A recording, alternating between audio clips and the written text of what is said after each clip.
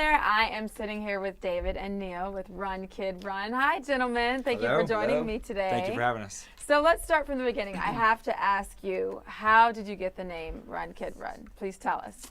Run Kid Run was actually a song title of a band that we listened to back growing up, and we just liked the way it sounded. We thought it was catchy. We liked the chorus, like Run Kid Run, over and over again. We were like, huh, that's cool. And actually, a cool story is Neil was in a band called Run Kid Run back in high school.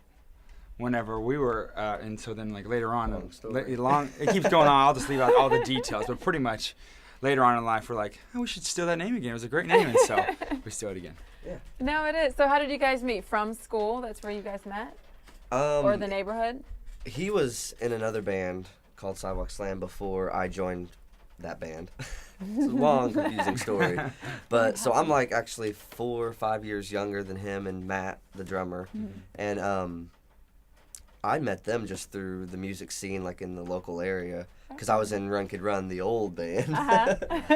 And they were doing the Sidewalk Slam thing, and they got signed, and then they met through youth group and stuff like that. Yeah, and coming from Southern Illinois in the Midwest, I mean, if you find talented musicians, you grab onto them because there's sparse in between. So, you know, we just we attached to each other, and it worked well. This Sounds youth good group, to me. school, stuff like that.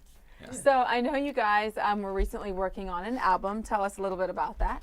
Well, Love at the Core came out last spring. Last spring, right? Yeah. And we're planning on going in the studio here in January. That's just what I was about to ask you. going into the studio in January, and we're just frantically need to be writing songs right now. That's kind of what's going on. Well, speaking of writing songs, it's great that you write your own music. Let's get personal. Let me ask you, how does your faith help you when it comes to writing your music or your lyrics? It definitely, I mean, we try to always just write straight from our heart. Whatever comes out, and our faith has a big part of it. I mean, that's a big part of our lives, so it really just shows through. We just try to write very honestly, and that's usually what comes out. So yeah, from it, whether it be struggling with something or just singing praises, or from relationship with girls or family or whatever it may be, just we feel like we just want to be sincere with whatever we sing about.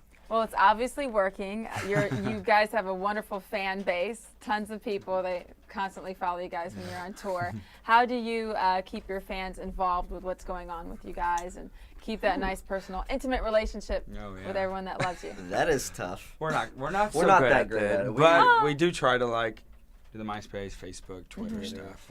You know, things to try to interact and be one-on-one. But we're bad with all that. We're better just with like talking, hanging out, being real guys after the show. So if they come to the show and stuff like that, we're definitely just like, oh, you want us to sign something? Okay, we'll sign. But it's more like, let's just talk and hang out.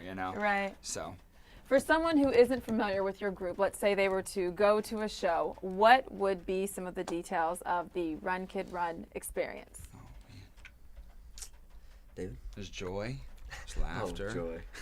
We're laughing at ourselves on stage, some of that. Oh, it can be ridiculous. It can be professional at times, but very rarely on stage. Well, we're dorks. Yeah, we're that's great. Yeah. No, I embrace it. Yeah, as far as our show though, we try to give off an energetic show and running around like idiots. It's definitely a lot of energy, but like through the last record, we definitely have a few ballads, and so we have like a song in the middle of the set with piano and just kind of stripping it down more, and then the song at the very end, Freedom, we do, and that's a big ballad. So what are some of your favorite things about touring so much? The fact that we get to travel and see the country and then see the world sometimes. Any special places that stand out? We just got back from Europe. Actually, we played in Sweden. Nice. Sweden. Yeah, so since it was our first time over there, we got to do like a week and a half of traveling also. We went to London and Paris first, and then we went and played our show. Yeah, so that was huge for us, and then we went to New Zealand and traveled from state to state. So. And when you're not touring, since you guys are originally from Chicago, what do you like to do in your spare time? I like to golf. Yeah, I was kind of a golfer. Really? Are you any good? I like to think so. He's getting better and better. At least from the scores I hear. Pro, but. We're just hanging out with friends, family, girlfriends, etc. Yeah. That's sweet. So what can we expect from the group, let's say, in the next 5 years? Where do you see or hope to see yourselves? Oh, man. hopefully still playing. We're getting older. Yes. Well, Hearings. Okay. I'm getting older. That's what you implied by that. With age comes You're following. wisdom. That's It's okay. right. I'm just thinking 5 years from now, I'll be where you're at right now. So I'm still kind of okay. Well, hopefully we'll still be playing music and still enjoying it and traveling around, and we're just kind of taking it one day at a time, one step at a time, whatever the Lord leads us to do. So. Do you have any suggestions for anyone who wants to put together any bands, kind of like you guys have? Any key words of advice? I don't know, what would be some key Well, for us, it kind of like God really did open the doors for us. We Yeah. were talking about and I think it's because we were just so young and just. Not just because we were so young, but just because we were so keen on let's just give this up to God. Let's give all glory to Him. And that's kind of been our mindset. We business mind, everything else gets filtered through it. But then when we know our hearts, it's like this is all because the Lord has given us this, so that we can travel around and see the world and play music and affect people with our songs and stuff. So I think that was what worked for us. Just like giving it to Him, and then let Him take it where He wants. What are some of your opinions about the Christian music industry as a whole right now? Paul? It has its ups and downs, but I think everything has that. But Yeah. Do you think there have been any changes in the Christian music industry, maybe from a few years ago to now? I think there's definitely more and more Christian bands that are coming that are better, and just I think lots of bands opened the door from way back in the day of Christian music just getting better with time, So, of course, the whole business side of Christian music, it gets hairy and it just kind of gets gross at times just because you're involving faith and then you have all this business and money and numbers and stuff, and it's just a fine line there. But but it is a business, but it's also the people in the business. If their hearts are in the right place, then that business affects people. It's a ministry, So that can get kind of just discouraging and gross. But whenever you run into people that are sincere on the road and that love what they're doing and really do want to affect people's lives, it's amazing to run into that.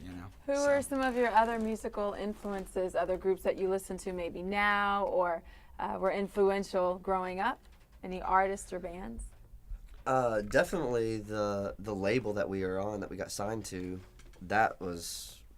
we listened to nothing but Tooth and Nail That's Records great. stuff, and so MXPX and a lot of the older bands on So that. how exciting was that? That was a dream come true, really, because that's what we were just the church youth group nerds that were Tooth and Nail, Tooth and Nail, Tooth and Nail, and so that's all we wanted to be signed to, and so then whenever that came through, it was just huge for us.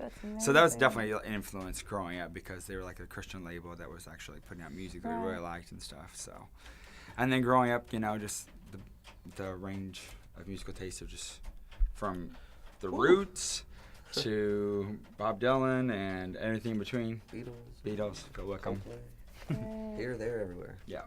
Great. Well, thank you so much for hanging out Thank for you a so much for second having with me us. today. Yeah. If you want to learn more about Run Kid Run, make sure you head over to our website where you can see a lot more and an extended version of this interview.